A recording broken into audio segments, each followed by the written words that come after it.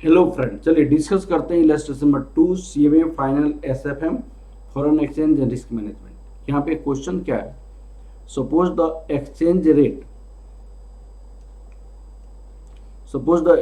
Rate spot dollar in Tokyo. यहाँ पे Tokyo में क्या है? एक्सचेंज रेट दिया हुआ है $1 इक्वल टू रूपी नहीं येन है, यहाँ पे येन है, टोक्यो में येन के रेस्पेक्ट में दिया हुआ येन 111.25 and the exchange rate for the spot in New York. New York में क्या दिया हुआ है? न्यूयॉर्क में एन पर डॉलर, एन पर, तो यहाँ पे लिखने के लिए इन्होंने मल्टी इक्वल के टर्म में लिखा हुआ है, तो इसको हम कैसे लिख सकते हैं? N equal to $0.0088। अल्टीमेटली ये क्या लिखा जा सकता है? इसको जैसे डॉलर है ना, तो यहाँ पे आपसे क्वेश्चन पूछा, identify the arbitrage opportunity if any. Arbitrage opportunity का मतलब होता है एक जगह से परचेज करके दूसरी जगह अगर करेंसी को सेल करते हैं, अगर उसमें कोई फायदा होता है तो उसको आर्बिट्रेज अपॉर्चुनिटी कहा जाता है, दैट इज आर्बिट्रेज अपॉर्चुनिटी। तो यहाँ पे डॉलर, टोक्यो में डॉलर की प्राइस लिखा हुआ है, न्यूयॉर्क में येन की प्राइस लिखा हुआ है, तो इस केस में हम आर्बिट्रेज अपॉर्चुनिटी आइडेंटिफाई नहीं कर सकते हैं। तो इसीलिए हम इसको $1 इक्वल टू लिखेंगे, $1 इक्वल टू येन 1/0.0088।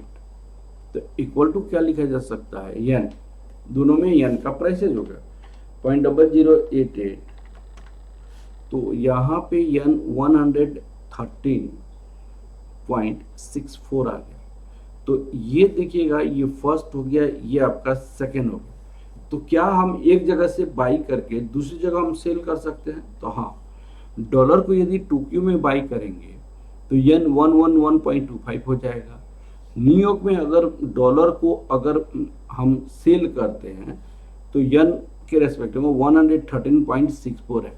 तो हम क्या लिख सकते हैं? Yes arbitrage is possible, yes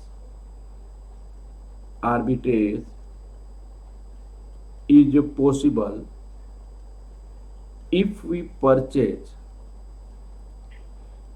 we purchase dollar from New York, from Tokyo at the rate of yen 111.25 per dollar and sold dollar in New York